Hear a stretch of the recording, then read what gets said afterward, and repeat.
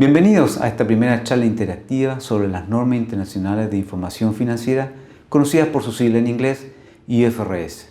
Primero que nada, quisiera presentarme. Mi nombre es Mauricio Bello, soy contador auditor de la Universidad de Concepción y cuento con un diplomado en Finanzas Aplicadas de la Universidad del Desarrollo. He sido docente en pregrado en la Universidad de Concepción y en la Universidad del Biobío, así como también en posgrado en los diplomados de IFRS dictados por la Universidad Andrés Bello, Universidad Católica, ambas con sede en Concepción. Trabajé por más de 23 años en EY como gerente de autoría y director de negocios. Tengo algunas publicaciones además en el diario La Estrategia. Mayores antecedentes curriculares los invito a ver nuestra página web www.sistematributario.cl. Efectuada esta introducción, lo que nos convoca a hablar de esta primera charla interactiva sobre las generalidades de IFRS. Nuestro objetivo en esta primera charla será atacar algunos temas prácticos de su implementación, partiendo desde qué ha pasado con IFRS en el mundo y cómo entró a ser operativa desde el año 2005 en la Comunidad Económica Europea y en Chile a contar del año 2009 en forma gradual para las principales compañías, siendo hoy en día ya obligatoria para el resto desde el 1 de enero del 2013, según lo establecido por el Colegio de Contadores de Chile, AG. Veremos que este proceso de implementación es mucho más que un ejercicio contable y por lo tanto erróneamente se ha llevado a que este es un tema netamente del contador. Veremos que es importante un liderazgo apropiado tanto de la gerencia general como el directorio en ver cómo dar los recursos y sobre su participación en temas tan importantes como si voy a tasar los activos fijos o qué información voy a revelar desde el punto de vista estratégico dado las mayores revelaciones que se requieren bajo IFRS. Veremos además cuál es la nueva estructura de los estados financieros, tanto en sus activos, pasivos, patrimonio y los nuevos estados y revelaciones que se requieren para cumplir con la mencionada norma. Veremos en términos muy generales cuáles son las grandes diferencias que existen entre los principios contables chilenos que se venían aplicando versus las normas internacionales de información financiera. Acá, por ejemplo, nos detendremos a ver qué pasa con el tratamiento del activo fijo, qué pasa con el tratamiento de los intangibles y además hablaremos de aspectos que no estaban considerados en la norma chilena, relacionadas como por ejemplo los activos biológicos o nuevas revelaciones relacionadas como segmentos operativos. Junto con lo anterior hablaremos de las reflexiones que ha dejado todo este proceso de conversión desde que empezó a aplicar en Chile desde el año 2009 a la fecha y cuál ha sido el impacto en las primeras compañías que adoptaron dicha norma. Terminaremos con una breve descripción de las principales diferencias que existen entre las IFRS full o completa versus la versión que existe para las pequeñas y medianas compañías PYME. Y acá nos detendremos en primer término a señalar que la definición PYME establecida por la norma internacional es muy distinta a la establecida por el Servicio de Impuesto Interno, donde veremos, por ejemplo, compañías que tienen un gran volumen de transacción pueden perfectamente aplicar dicha norma. Dicho esto, los invito a ver la presente presentación. Gracias. En esta oportunidad hablaremos de lo general de IFRS, desde un punto de vista introductorio a la mencionada norma. Nuestro objetivo principal es que al término de esta charla, los participantes logren tener un conocimiento general, pero a la vez sólido y completo, de los grandes desafíos que representa la adopción de las normas internacionales de información financiera, las IFRS en Chile, ya sea en su versión completa o la versión disponible para pequeñas y medianas compañías, pymes. Nuestra agenda la hemos diseñado de una forma que facilite una introducción general a la norma internacional, considerando los grandes desafíos que implica su adopción, y dejando muy claramente establecido que la implementación de IFRS es más que un simple ejercicio contable y que por lo tanto se piense erróneamente que es un tema de responsabilidad exclusiva del área contable. Al respecto, en este sentido, veremos ejemplos donde se aprecia que son muchas las áreas de las empresas que deben participar activamente en este proceso de adopción. Junto con lo anterior, se mostrará un esquema de cuáles deberían ser las etapas en un proceso de conversión, cuáles son las fechas clave de su implementación y ver cómo y dónde conseguir información que facilite la creación de la nueva estructura de los estados financieros, así como la nueva descripción de rubros y por ende los nuevos planes de cuentas que se deben comenzar a utilizar.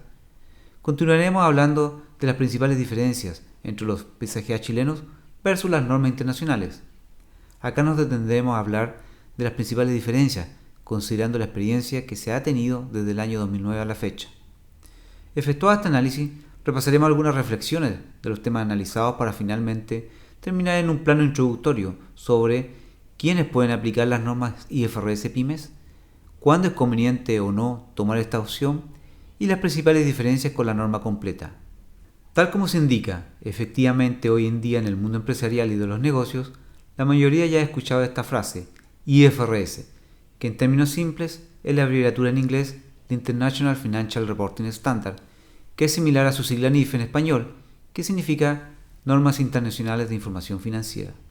Al menos todos han escuchado, leído o han asistido a una charla.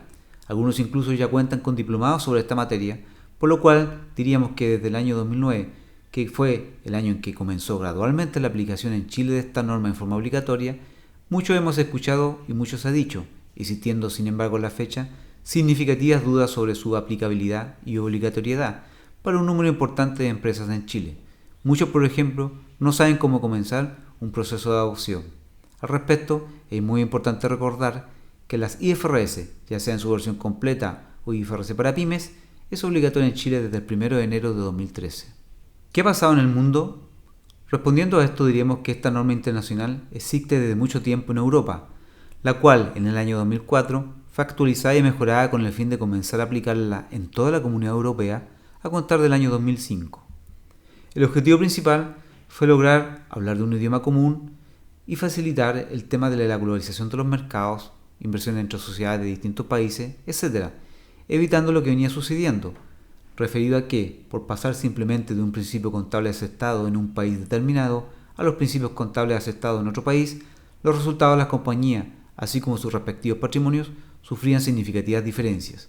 Lo anterior implicaba invertir en procesos de conversión de estados financieros antes de utilizar la información financiera de una determinada compañía para tomar decisiones de inversión, venta, etc., o simplemente poder comparar rentabilidades de sociedades de similares industrias pero ubicadas en países distintos. Continuando con esta idea, reiteramos que el objetivo principal de IFRS es mejorar la transparencia, sobre todo por las mayores revelaciones que requiere IFRS, así como también mejorar la comparabilidad, dejando muy claramente dicho que IFRS no es una moda que está sucediendo, ya que como indicamos, se aplica en Europa desde el año 2005 y en Chile desde el año 2009.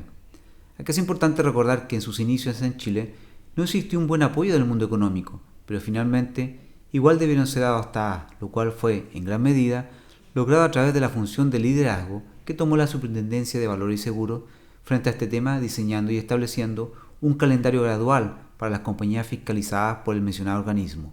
Sin este liderazgo, habría sido muy difícil su rápida adopción en Chile.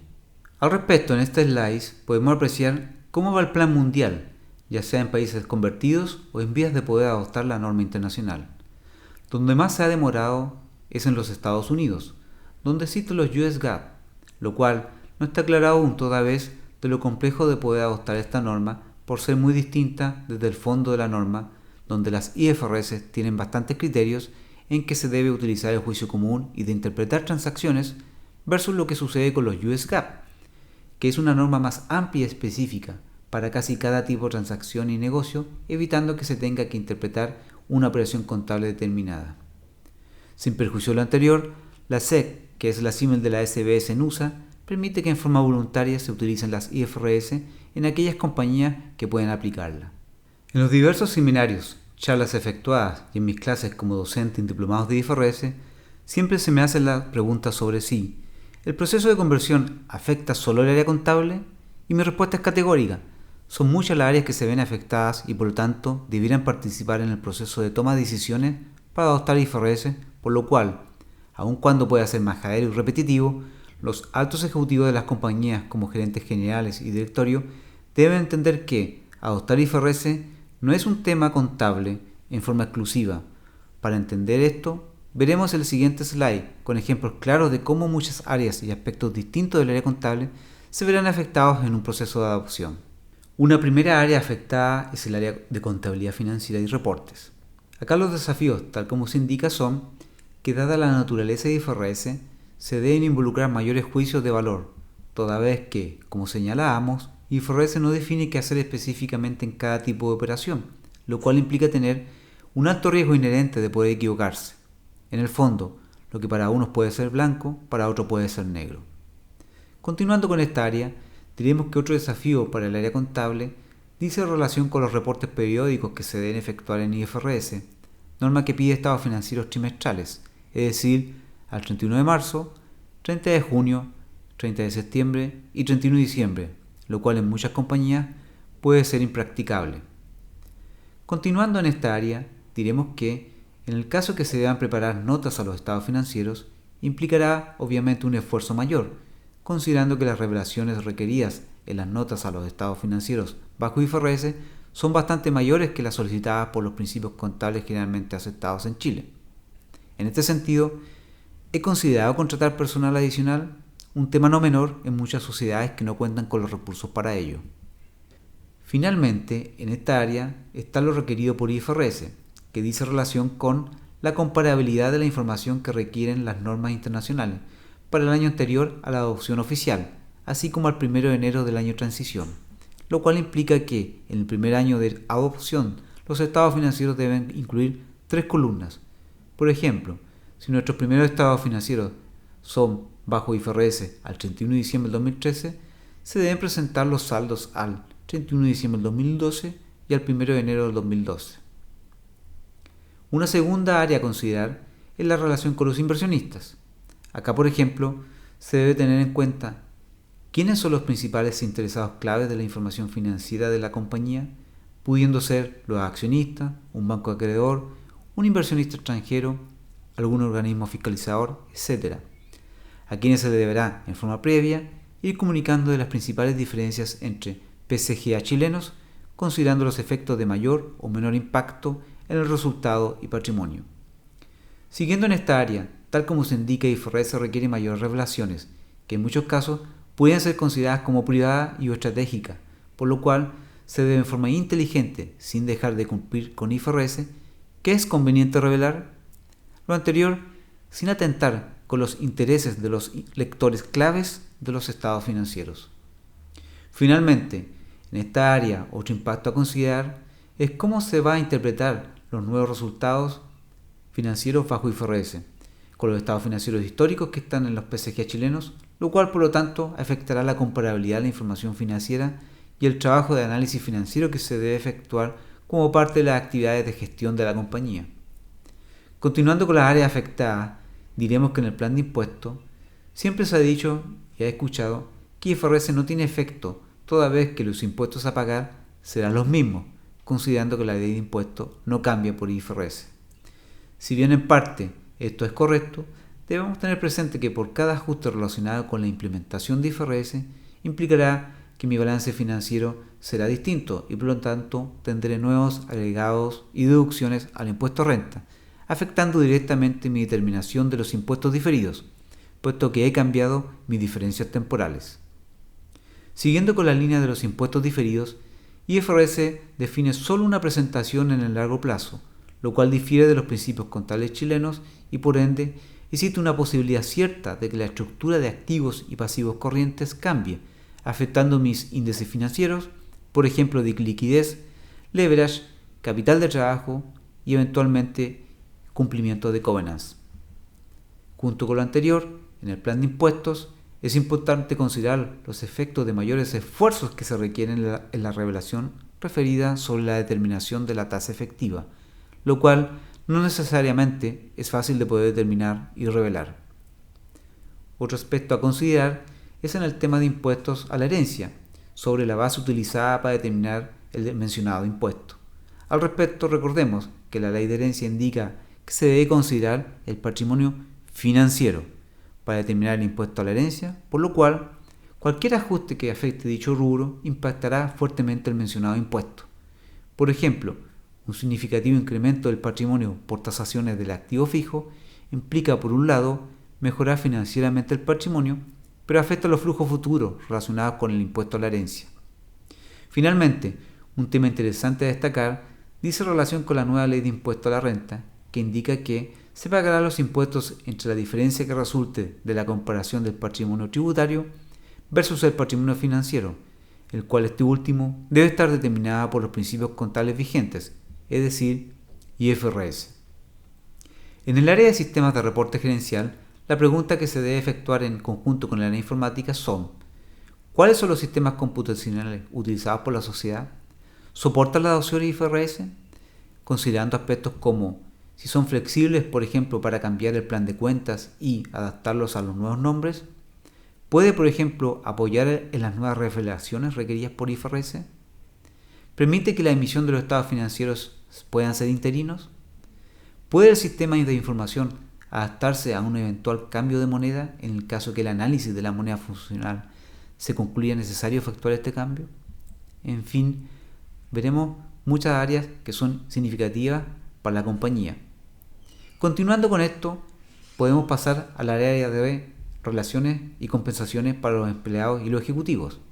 Los desafíos hablan del proceso de revisión que deberá efectuar el área de recursos humanos y o directorio en relación a ver con la adecuada anticipación, cómo afectará el cambio de los resultados de la sociedad por IFRS en las compensaciones ya establecidas por los ejecutivos. En ese sentido, me deberá preguntar si tendré que cambiar los parámetros de cumplimiento sin afectar el clima organizacional. Respecto a los planes de beneficio para los empleados, diremos que el principal desafío es la necesidad de contar con especialistas para efectuar los cálculos actuariales, que son requeridos para determinar las indemnizaciones por años de servicio, lo cual no es un tema fácil, rápido y de bajo costo. Es importante recordar en este punto que cualquier cambio en la estructura de activos o pasivos puede afectar obviamente el monto de activos y pasivos corrientes y no corrientes, con el consiguiente impacto en el cumplimiento de covenants. Aquí me debo preguntar, ¿lo seguiré cumpliendo? Cuando tengamos en consideración los aspectos indicadores de desempeño, tal como se indica en la nueva revelación requerida por la IFRS sobre información por segmento, será todo un desafío determinar qué aspectos revelar y a qué nivel de detalle de rentabilidad, por ejemplo. Junto con esto, dado que los rubros y clasificaciones cambian, se deberán considerar cambiar también y actualizar los respectivos presupuestos que se hayan efectuado en el pasado a corto y largo plazo. Finalmente, en las áreas de finanzas corporativas y productos financieros, en los casos que aplique, se debe considerar la mayor complejidad existente en la determinación de los derivados, su registro contable, así como determinar los efectos en resultados. En este sentido, debemos considerar, por ejemplo, que IFRS permite registrar los efectos de los derivados en el patrimonio en vez del resultado del ejercicio, cuando se cumpla con las condiciones requeridas por la norma para contar con una contabilidad de cobertura.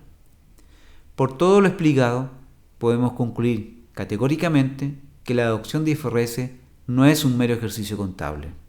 Continuando con esta charla introductoria, tal como se comienza a ver en este esquema, las IFRS tienen un origen en las antiguas normas internacionales de contabilidad que ya existían en Europa. Al respecto, estas, en el año 2004, fueron revisadas y mejoradas para ser utilizadas en forma global a contar del año 2005. Estas normas van de la número 1 a la 41. Para aquellos casos que no existía una norma o se requería una norma especial relacionada con temas de valorización, presentación y o revelación, se agregaron las IFRS, que en la actualidad van de la número 1 a la número 13. Junto con lo anterior, en aquellos casos que se han requerido pronunciamientos adicionales sobre una IAS o IFRS, se han generado las interpretaciones respectivas, existiendo las SIC para las interpretaciones de las IAS y por otro lado las IFRIC, que son las interpretaciones de las IFRS. Todo este conjunto de normas es lo que compone el marco conceptual de la norma, el cual será abordado en una próxima charla. Tal como se indica, y una vez señalado el origen de la norma, podemos resumir que la norma IFRS Full o completa considera todo el número de normas e interpretaciones que suman aproximadamente más de 3.000 páginas. Al respecto, si bien más adelante en esta presentación hablaremos de las diferencias entre IFRS completas versus la versión de IFRS para pymes, desde ya podemos indicar que la norma para pymes es una sola norma con 35 secciones y que implica solamente unas 250 páginas, lo cual es bastante menor a lo que es la normativa completa. Continuando con esta presentación, en el slide adjunto podemos ver un esquema de cuáles deberán ser las etapas que una compañía deberá considerar al momento de planificar y adoptar IFRS. Primeramente, se deberá efectuar un diagnóstico del impacto que tendrá IFRS en la sociedad, lo cual puede ser efectuado con recursos internos o externos, dependiendo de la experiencia y conocimientos que puedan tener los profesionales de la compañía. Acá será donde se deberán considerar impactos en cambio de moneda funcional, adaptaremos IFRS completa o versión IFRS Pymes. Terminado con estas decisiones, se deberá establecer un diseño y planeación de cómo se ejecutará el proyecto, definiendo los responsables por área, etc. Por ejemplo, si se tasarán ciertos activos, ¿quién estará a cargo? ¿Haremos un inventario de activo fijo? Si cambia mi moneda funcional, ¿cómo actuaré? ¿Necesitaré cambio de sistemas? Etcétera. En la siguiente etapa, tal como se describe, será el desarrollo de soluciones a los problemas detectados en las etapas anteriores. Al término de esta etapa, se estará en condiciones de poner en práctica todo el proceso en la etapa de implementación del programa de conversión y de adopción de IFRS, cuyo objetivo final será la emisión de los primeros estados financieros bajo IFRS con sus respectivas revelaciones. Finalmente, se requerirá una revisión post-implementación que será poder revisar en un tiempo posterior cómo ha funcionado el proceso de adopción y ver si existen problemas nuevos y cómo se pueden resolver. Definir planes de contingencia si es necesario y evaluar asignar personal responsable en la mantención de la información vigente de las IFRS, considerando sus constantes mejoras y actualizaciones que se van haciendo. Una vez explicado cómo sería un adecuado plan de implementación de IFRS, se hace necesario recordar cuál es el cronograma de convergencia para todas las sociedades chilenas no reguladas por la SBS. Esto porque las reguladas partieron en forma gradual el año 2009 y para todas las compañías restantes a contar del 1 de enero de 2013. Como se aprecia en un mundo ideal, y digo ideal porque muchas empresas no hicieron esta conversión cuando correspondía, era haber podido contar con los primeros estados financieros bajo IFRS al 31 de diciembre del 2013, siendo por lo tanto el año de transición el año 2012. Esto es muy importante de definir, ya que debemos recordar que los ajustes por primera adopción, según lo indicado por IFRS, son llevados al patrimonio como cargos o abonos el 1 de enero del año de transición, es decir, el 1 de enero de 2012. Posterior a esas fechas, los ajustes de adopción bajo IFRS que se generen en el año 2012 son llevados a los resultados del ejercicio, sin tener la posibilidad de cargar los efectos de la conversión al patrimonio, por lo cual se hace muy importante definir el año de transición y considerar los impactos en la decisión que se tomen. Al respecto, un único ejemplo puede simplificar esto como sigue. Si la compañía decide tasar sus activos fijos, este ajuste significará un mayor activo fijo y mayor patrimonio en la sociedad al 1 de enero del 2012.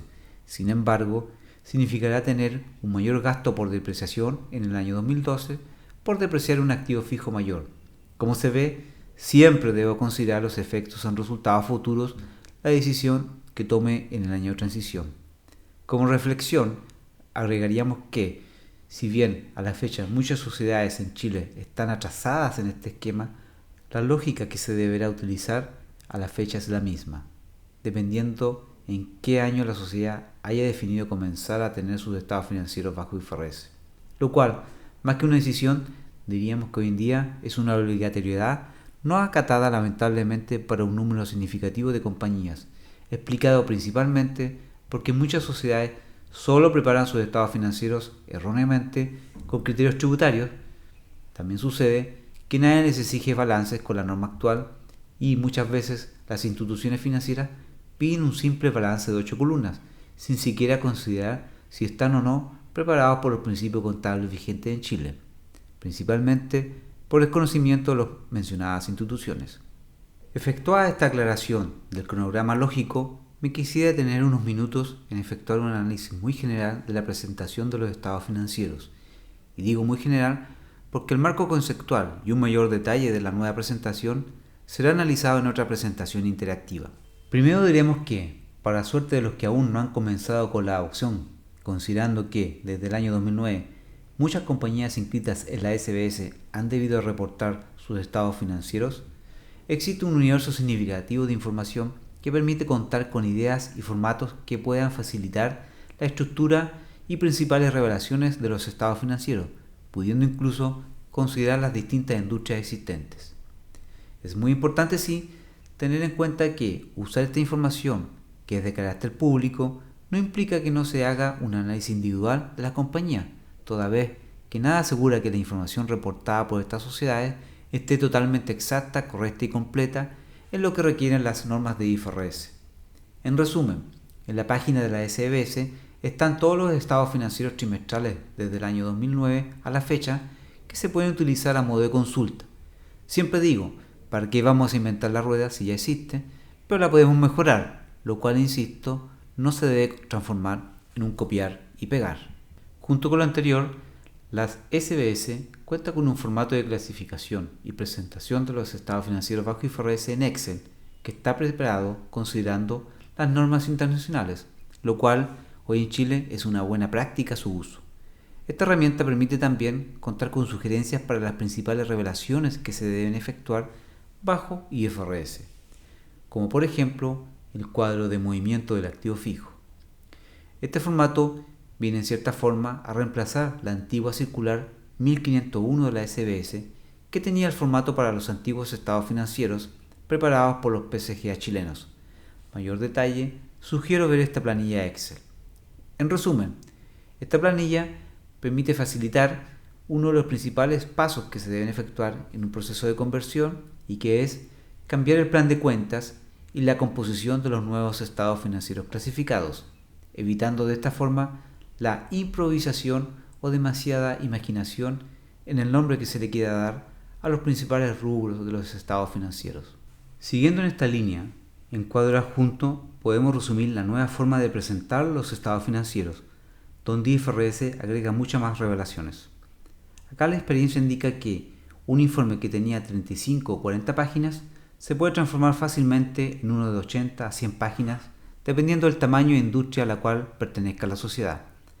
Solo a modo de ejemplo, IFRS agrega nuevas revelaciones como resultados por segmento, detalle de los riesgos financieros a los cuales se ve expuesta la compañía y mayor detalle y composición de la tasa efectiva de impuestos. Además, en el primer año de adopción se deben informar sobre 3 años estados financieros con sus respectivas notas, así como también se debe preparar la nota de reconciliación del patrimonio y estado de resultados que permita al lector de los estados financieros entender los principales ajustes que expliquen cómo pasé de un resultado bajo principios contables chilenos a uno IFRS.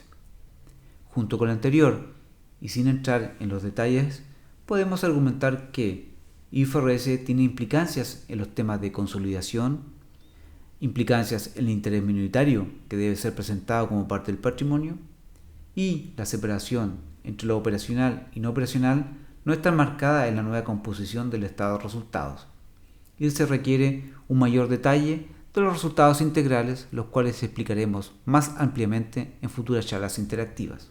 Analizado en términos generales la nueva forma de presentación de los estados financieros, nos quisiéramos detener a explicar las principales diferencias que existen entre los principios contables chilenos versus las IFRS. Digo muy generalmente porque para cada materia en particular amerita una charla interactiva exclusiva para hablar de cada materia, como por ejemplo activo fijo, intangibles, propiedades de inversión, reconocimiento de ingresos, etc. Materias sobre las cuales se harán nuevas charlas interactivas y que se deben considerar que, dependiendo del tamaño e industria, una compañía puede tener menos o mayores diferencias. Al respecto, no es el mismo impacto el que pueda tener un banco, una pesquera, una forestal, una sociedad de inversiones o una compañía del retail. En términos contables, las principales diferencias con la normativa chilena vigente son las señaladas en este slide, lo cual ha podido ser determinado en base a la experiencia obtenida desde el año 2009 a la fecha. Al respecto, en los siguientes slides hablaremos de algunas de estas principales diferencias, como qué pasa con la corrección monetaria, moneda funcional, activo fijo, intangible, etc. En adición a las principales diferencias entre los PCGA chilenos versus las IFRS, en la nueva normativa internacional existen temas que no estaban tratados y por los cuales se requiere un mayor análisis, estudio y trabajo sobre su impacto en la compañía. Los temas que en cierta forma no estaban tratados en la normativa contable chilena son los criterios para tratar los activos biológicos, definidos como seres vivos o vegetales, como por ejemplo salmones, animales, árboles frutales, árboles de explotación forestal, etc. Junto con lo anterior, también existe la nueva revelación por segmentos que es requerida en forma obligatoria para todas las sociedades que cotizan instrumentos de oferta pública y de forma voluntaria para el resto de las sociedades. En caso que se deba aplicar esta norma, se requerirá una participación activa de los altos ejecutivos, toda vez de lo sensible y estratégica que es la información que se debe revelar. Finalmente, dos temas adicionales que no estaban contemplados son revelar la utilidad por acción en cada periodo respectivo, así como la compensación basada en acciones, que es un tema poco común en Chile y que dice relación con el pago de incentivos a los ejecutivos con acciones de la compañía. En la primera diferencia que nos queremos detener unos minutos se refiere al concepto de corrección monetaria, que se venía aplicando en la norma contable chilena. Al respecto, IFRS no permite aplicar criterios de actualización por corrección monetaria, dado que esto es solo aceptado en los países que son considerados hiperinflacionarios, definidos como aquellos que acumulan un IPC superior a 100% en 3 años, caso que no ocurre en Chile desde el año 1982. Por tal motivo, ese es un primer ajuste que se debe considerar eliminar en una primera instancia. Sin embargo, antes de ello se deberán analizar las consideraciones y exenciones indicadas en IFRS 1 referido a los primeros ajustes de primera opción.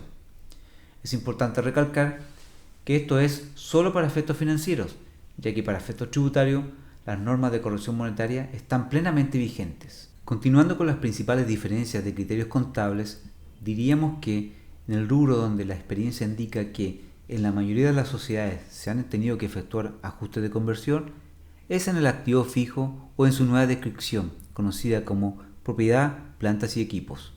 En los siguientes 3 slides hablaremos de ellas.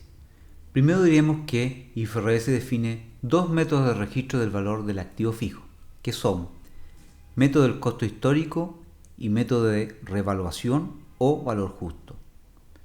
El valor histórico no es otra cosa que el monto que pague por un determinado activo fijo, el cual se mantendrá en forma histórica en los registros contables, sin efectuar ningún ajuste posterior de valorización, salvo que existan indicios de deterioro y los afecten las normas de IAS 36, que se refiere al deterioro de activos. Junto con lo anterior, las sociedades tienen la alternativa de registrar sus activos fijos a valor de mercado o valor justo en la medida que existe un mercado activo que permita determinar en forma confiable dicho monto. En este sentido, siempre es bueno contar con 2 o más tasaciones para poder determinar la razonabilidad de los montos indicados por los tasadores. Mi experiencia en estos años me ha indicado que muchas veces existe demasiada diferencia en distintas tasaciones para un mismo bien. Cuando esto suceda, ya de fondo diríamos que no es posible utilizar el método de la tasación debido a que no es confiable como lo pide la norma. Otro problema que uno ve en la práctica al usar el método del valor justo es que muchas veces, dependiendo de la industria en que se esté inmersa la compañía, existen activos fijos muy específicos por los cuales no existe mucha información y no tienen un mercado activo.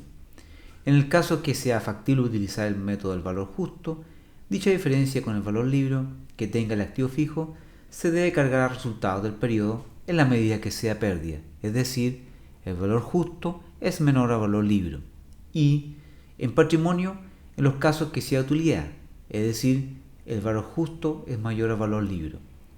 La norma establece que, en la medida que hayamos registrado en años anteriores pérdidas resultadas por esta mecánica, podemos registrar utilidades resultadas por eventuales ajustes positivos al aplicar valores justos, pero con tope de las pérdidas reconocidas en años anteriores por dicho tratamiento.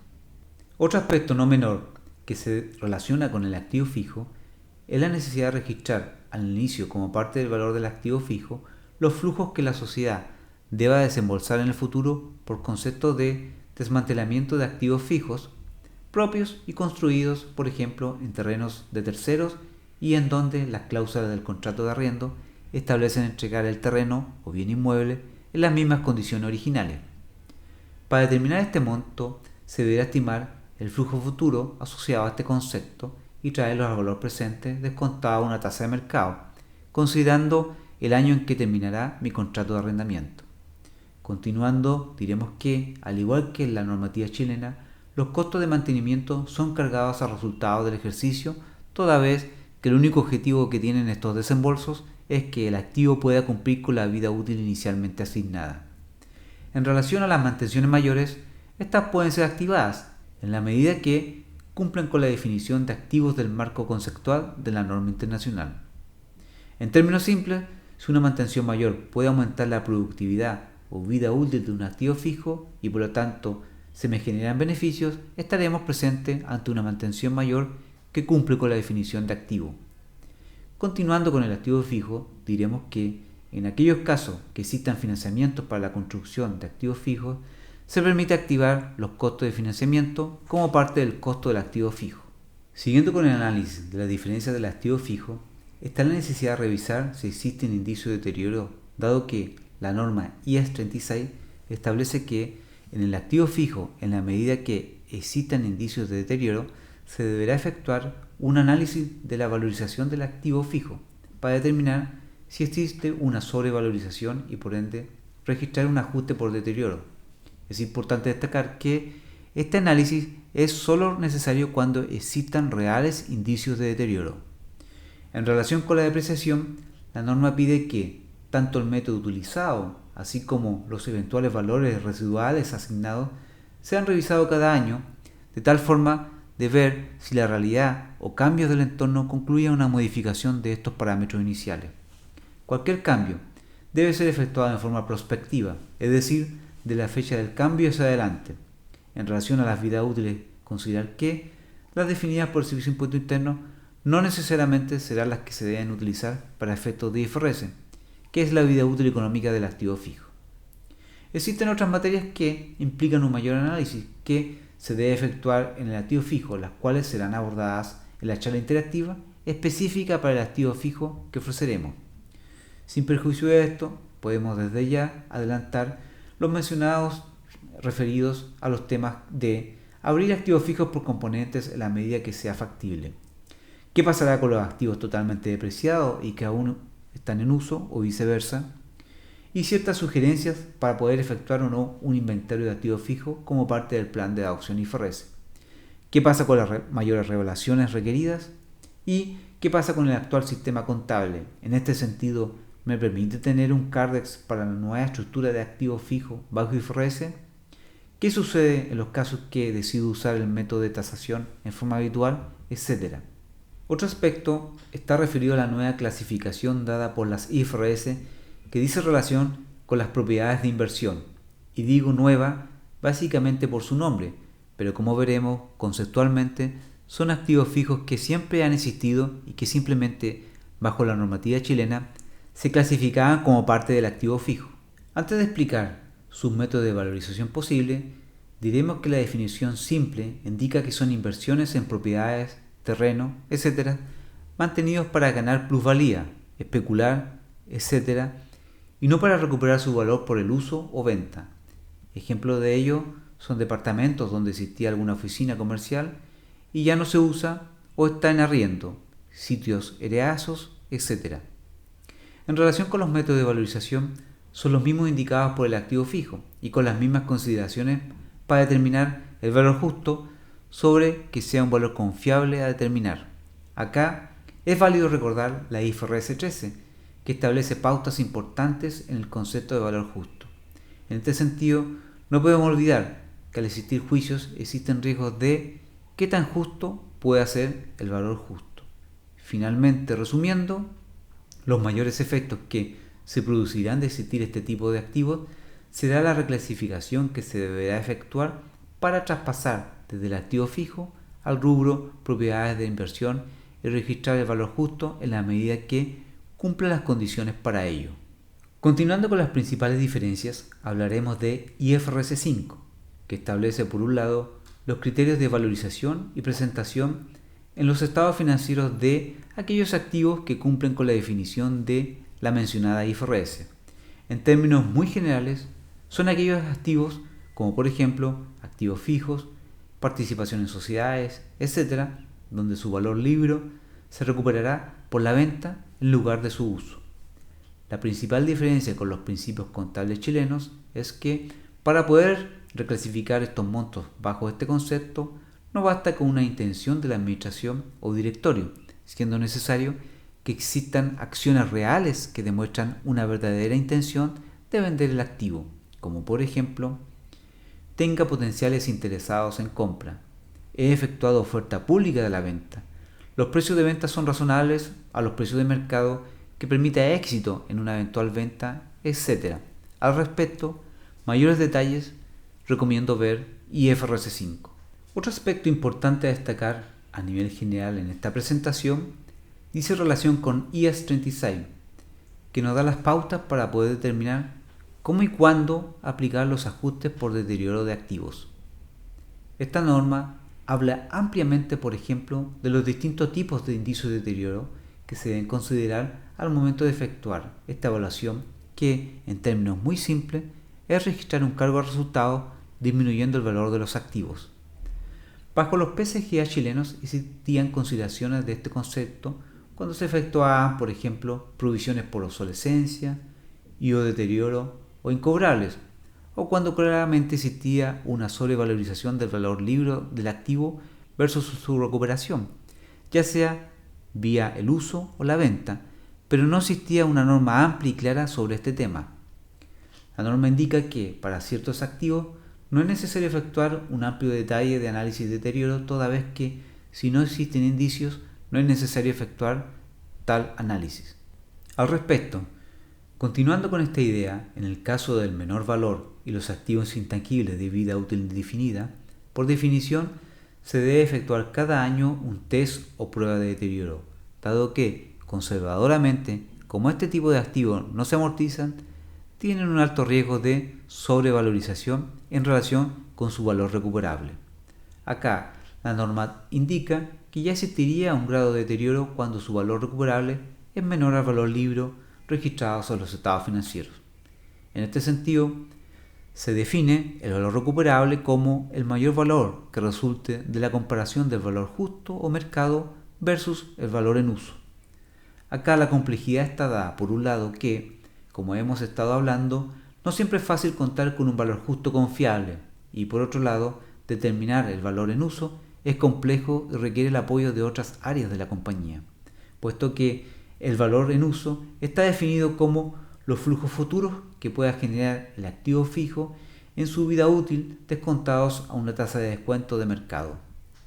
Como vemos, es un tema complejo poder de forma simple determinar flujos específicos para un activo, toda vez que no siempre tienen una relación directa con los ingresos de la compañía. Acá la norma establece la necesidad de determinar las unidades generadoras de efectivos, UG, para facilitar este cálculo, pero en la práctica no significa una disminución de esta dificultad. En relación con los intangibles, estos están indicados en la IAS 38. Comúnmente se entiende por intangible las marcas propias o compradas. Sin embargo, existe un número significativo de intangibles, entre los cuales destacan las servidumbres, derechos de aguas, concesiones marítimas, cuotas de pesca, patentes, etc. Tal como se indica, diremos que la gran diferencia entre los PCGA chilenos versus las IFRS es que los PCGA chilenos no hacían distinción si un activo intangible poseía o no una vida útil definida o indefinida, teniendo un tratamiento de amortización en ambos casos. IFRS hace la distinción si se tiene o no vida útil definida o infinita. Si es tal el caso, IFRS no requiere que el activo intangible sea amortizado, estando solamente en este caso en forma obligada a ser sometido a una prueba de deterioro. Existan o no existan indicios de deterioro. Para el caso de los intangibles que cuenten con una vida útil definida, simplemente se amortizan linealmente en los años respectivos. Continuando, hablaremos en forma general de un criterio contable que no está identificado en la norma chilena y que dice relación con la valorización, presentación y revelación de los activos biológicos. En términos muy simples, IAS 41 establece los criterios de valorización para los activos definidos como biológicos, que pueden ser seres vivos o vegetables en su estado de crecimiento. Al respecto, se indica como métodos factibles de valorización el costo histórico versus el método de valor justo menos los costos necesarios hasta el punto de cosecha. Por ejemplo, los salmones, mientras estén vivos en el agua, son considerados activos biológicos y, al momento de su cosecha, pasan a ser existencias quedando en la categoría de materias primas o productos terminados, dependiendo de cuál sea el producto final de la empresa. Así también, el fruto mientras está en el árbol es activo biológico y al efectuar la cosecha se transforma en materia prima o producto terminado. Al respecto, sin entrar en mayores detalles, toda vez que sean analizados en charla exclusiva sobre este tema, podemos señalar que los mayores desafíos con la aplicación de esta norma es que existe una metodología segura y confiable para poder determinar en forma fiable el valor justo, donde será un desafío que exista un mercado activo. Ver las mejores prácticas de la industria también es muy correcto y aconsejable. El mensaje es que se debe tener un especial cuidado con el monto determinado, debido a que la norma establece que el mayor valor por ajustar el valor justo de los activos biológicos es abonado en el resultado del periodo, aun cuando, como sabemos, no necesariamente los activos llegarán en su punto de cosecha, implicando adicionalmente que estas utilidades generen eventuales repartos de dividendos, afectando los flujos de la compañía por efectos contables que aún no pudieran tener en el corto plazo un efecto realmente positivo. En relación a las provisiones, estas están definidas en la IAS 37. Al respecto, la norma define las provisiones como aquellos pasivos que se generan por situaciones pasadas que comprometen flujos futuros con un cierto grado de seguridad que implique una real obligación para la sociedad y por ende se deba registrar contablemente. En este sentido, el concepto conservador que se venía aplicando en los PCGA chilenos desaparece, toda vez que no basta con la mera intención que algo en el futuro genere un flujo de dinero. Se requiere una obligación exigible y que no esté condicionada a situaciones contingentes.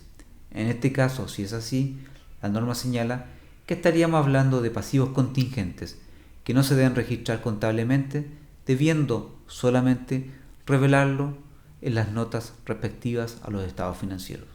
Como ya hemos indicado, IFRS en su norma IAS 14 entrega los criterios de revelación que deben efectuar las empresas con oferta pública de sus acciones y que dice relación con la necesidad de revelar sus actividades económicas, principalmente por segmentos, considerando, por ejemplo, la separación geográfica, separación por líneas de producto u otra alternativa utilizada por la sociedad para realizar su gestión periódica, por lo cual la información por segmentos debe estar alineada con, por ejemplo, los actuales informes de gestión que pueda utilizar la empresa en su proceso de toma de decisiones y que estén en conocimiento del directorio.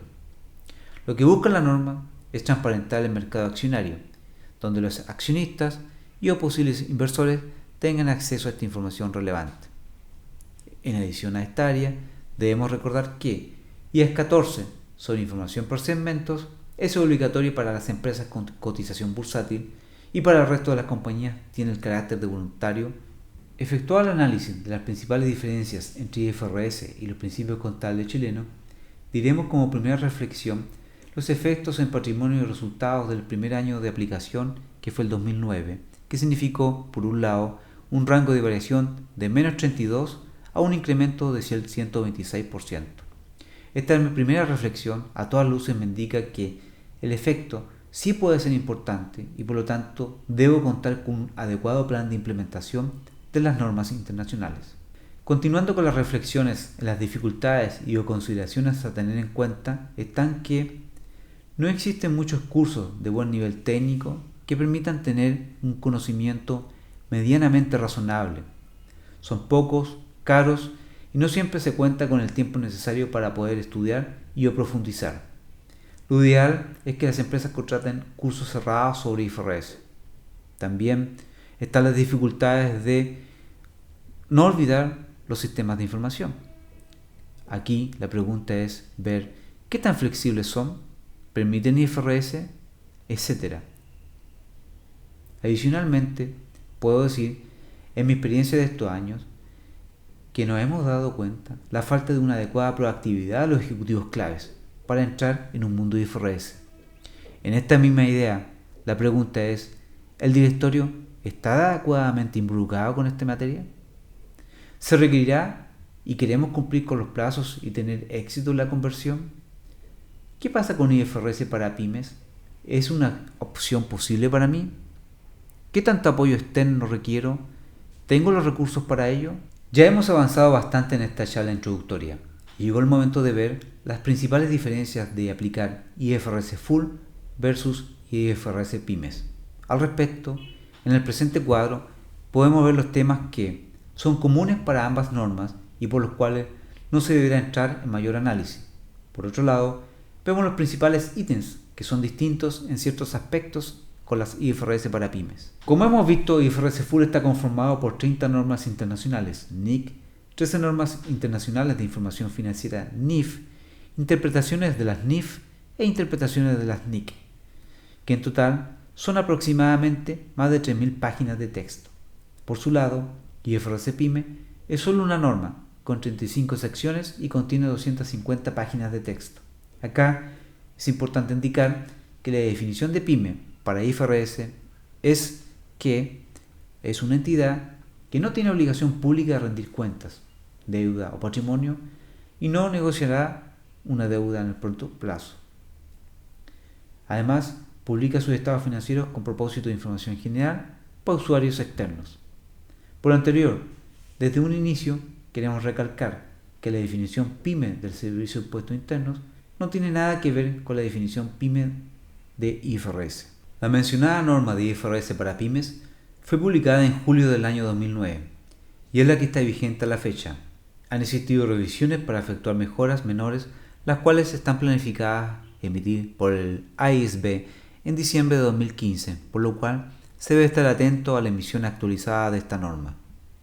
Tal como se indica, los objetivos son simplificar los requerimientos contables que tiene IFRS completa y obviamente reducir los costos y esfuerzos para elaborar estados financieros bajo IFRS. Continuando con la definición de IFRS para pymes, antes de entrar en detalle y quizá siendo majadero repetitivo, es muy importante recordar y destacar que la definición de pyme que se indica en esta página es la indicada por la norma internacional y no tiene nada que ver con la definición de pyme que existe hoy en día por el Servicio de Impuestos Internos en Chile.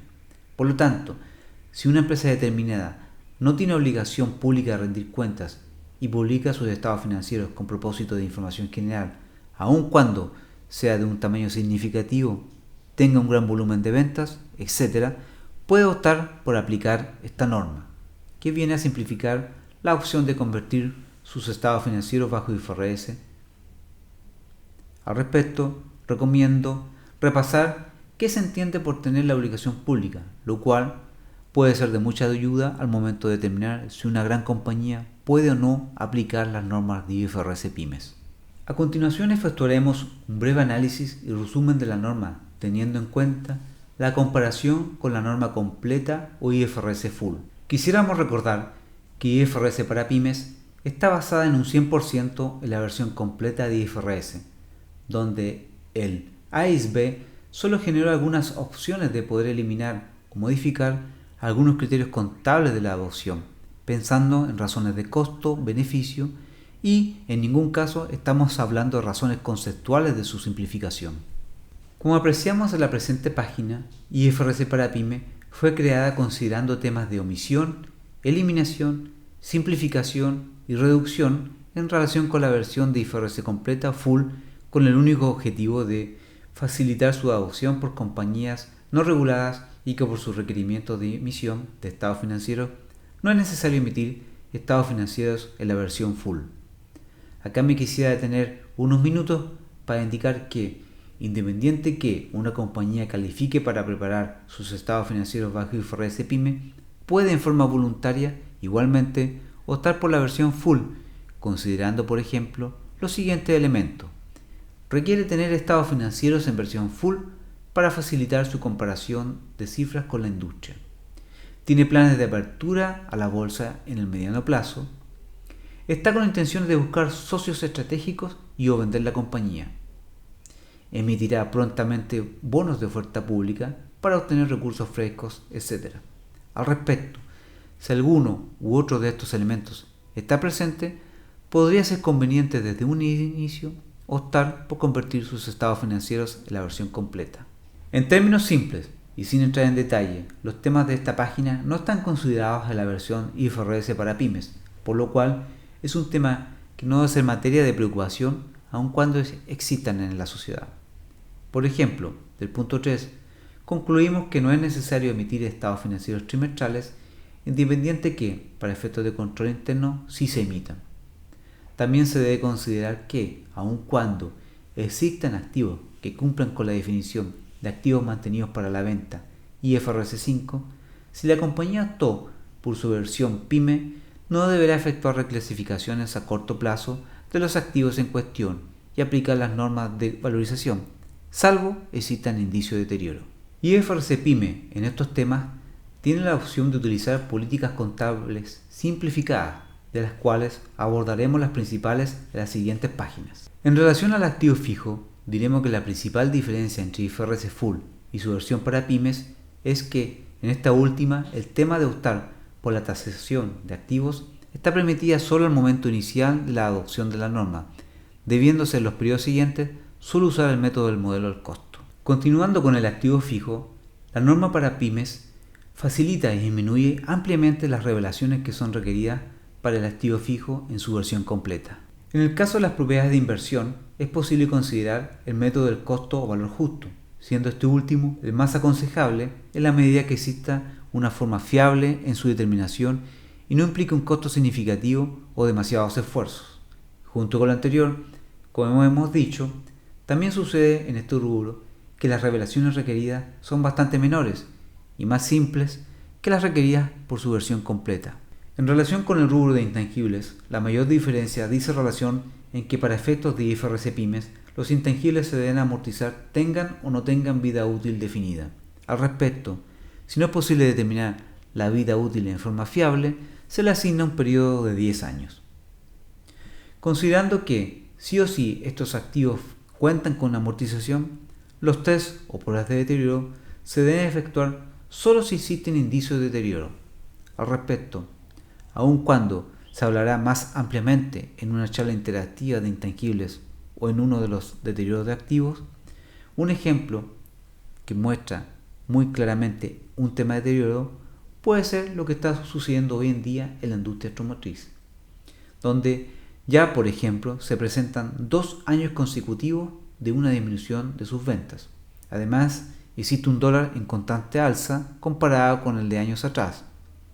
Además, está el precio que se ve afectado por los nuevos impuestos verdes, lo cual la suma de estas consideraciones implicará autos más caros en una economía desacelerada y con una baja en el consumo. Por lo dicho, en esta industria es probable que nos encontremos con muchos activos fijos con un uso menor a su capacidad o inactivos temporalmente, lo cual es claramente un indicio de deterioro.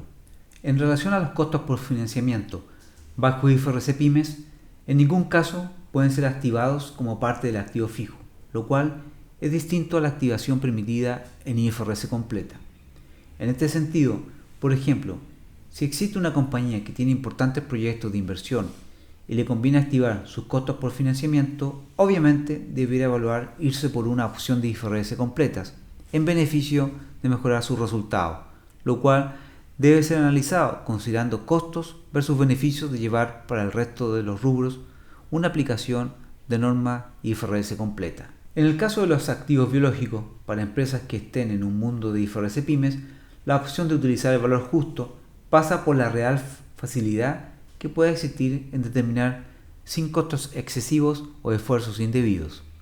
En el caso que se requiera un esfuerzo mayor, se sugiere utilizar el método del costo. Acá nos detendremos un poco en lo que dice relación con las normas de transición, dado que son uno de los elementos más importantes al momento de comenzar un proceso de conversión. Inicialmente diremos que la base de las normas de transición, que dicen relación al tratamiento de los primeros ajustes de conversión, están basados en las normas de IFRS 1, existiendo solamente algunos casos, temas que permitirían simplificar esta transición. Como tema principal, diremos que las IFRS completas requieren la presentación de la cifra para 3 años, es decir, a la fecha del primer cierre, como por ejemplo 31 de diciembre del 2013, comparado con 31 de diciembre del 2012 y el balance de apertura al 1 de enero de 2012. En este sentido, IFRS Pyme no requiere la presentación del saldo de apertura del año de transición, lo cual es una bastante disminución en la carga de trabajo. Sin embargo, hay que tener presente que para efectos de hacer los ajustes de primera deducción, igual uno tendría que tener estas cifras. Continuando con esta idea, IFRS para pymes permite los casos que no sea posible reexpresar los saldos de apertura del año de transición. Estos se deberán efectuar en el primer periodo que sea posible hacerlo, dejando expresado en notas a los estados financieros tal situación y las razones que generó la imposibilidad de hacerlo, pudiendo ser, por ejemplo, temas de costo, recursos, sistemas de información poco flexibles, etc. Finalmente, diremos que se mantienen las exenciones a la aplicación por primera vez en ciertos casos, así como la no aplicación retroactiva en ciertas transacciones. Finalizando con esta charla introductoria al mundo de las IFRS, diremos que una empresa puede adoptar por primera vez IFRS PYME una sola vez, por lo cual, si lo deja de ser y quiere en un par de años volver a ser PYME, deberá efectuar todo el proceso de nuevo, efectuando ajustes respectivos retrospectivamente, como si siempre hubiese sido una sociedad que prepara sus estados financieros bajo IFRS Pymes. Agradecemos su participación en esta primera charla interactiva. Esperamos se hayan cumplido sus expectativas y los invitamos a ver mayores antecedentes en nuestra página www.sistematributario.cl y a efectuar a través de la misma eventuales consultas sobre esta materia u otras. Nos vemos en una próxima oportunidad. Muchas gracias.